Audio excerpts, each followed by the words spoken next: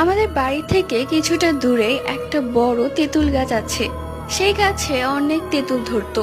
সেখান দিয়ে যাওয়ার পথে সেই তেঁতুল গাছের তেঁতুলগুলো দেখে আমি এবং আমার বান্ধবী সাদিয়ার অনেক বেশি খেতে ইচ্ছে করতো। যদি সেই তেঁতুল গাছের মালিক বাড়িতে না থাকতো তখনই আমরা সেই তেঁতুল গাছের সামনে চলে যেতাম।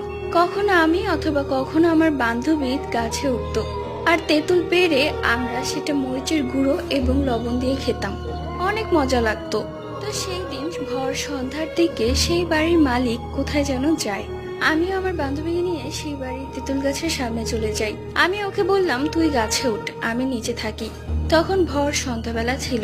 ও যখন তেঁতুল গাছে উঠে কয়েকটা তেঁতুল পেড়ে আমাকে দিল, এরপর আমি ওকে বললাম, ঠিক আছে, আর লাগবে না, তুই নিচে নেমে আয়। ও যখন নিচে নামবে তখন ও অনুভব করে ওর পা কেউ গাছের উপর থেকে ধরে রেখেছে। ও কান্না করতে করতে বলল, আমার পা কে যেন ধরে রেখেছে, আমি নিচে নামতে পারছি না। এরপর আমি ওকে বলি,